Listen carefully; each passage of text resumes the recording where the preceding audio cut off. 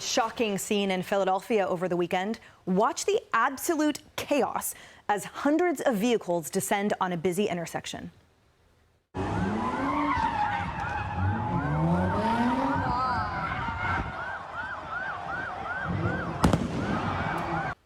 Cars did donuts while hundreds of people took to the streets, lighting fires, throwing fireworks, jumping on cars. At least 5 police vehicles were damaged, some with their windows smashed and their tires deflated. Several officers were hurt in that chaos. It was the 11th illegal car meetup Philly police responded to in just one weekend. Ooh. And they say someone even brought a flamethrower to one of them.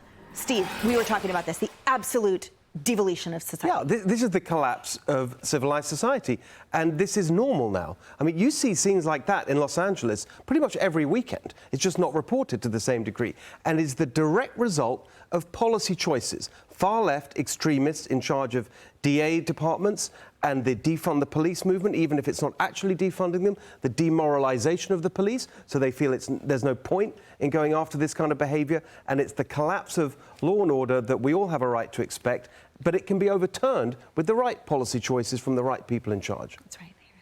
You know, I'm just worried that children like mine and others who are, preteen and teenagers right now are watching this and thinking that we are devolving into something that looks like Mad Max Thunderdome. Yes. I mean, it's really disturbing. And my girls, thank the good Lord, will be part of, I pray for, the solution. But what a mighty, mighty weight on a new generation.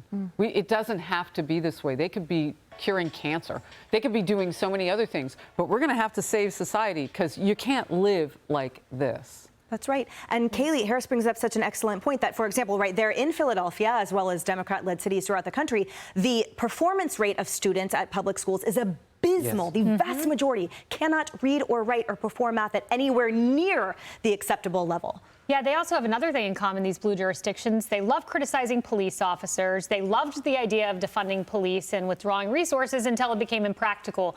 One civilian tried to charge at a police officer with their car. Another ran over a woman's foot.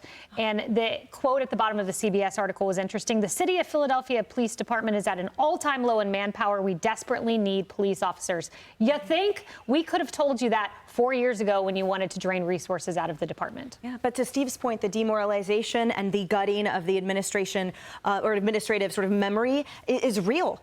This is a fundamental dearth in the police and law enforcement ranks, and who blames them? Their safety is at stake. Well, I mean, a couple things. First, I spend a lot of time in Philly. It is not normally like this. It is a lovely city. But President Biden gave the police more funding. At the congressional level, I think a lot of Democrats look at scenes like this, despite crime numbers in many ways going down, including murder rates.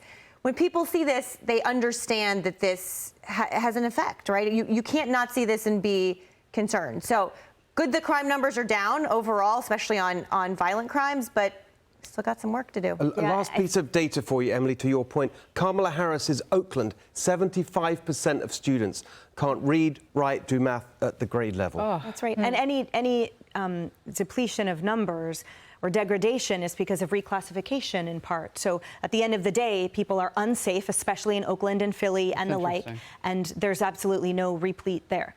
More Outnumbered in just a moment. Hey everyone, I'm Emily Campagno. Catch me and my co-hosts Harris Faulkner and Kaylee McEnany on Outnumbered every weekday at 12 p.m. Eastern, or set your DVR.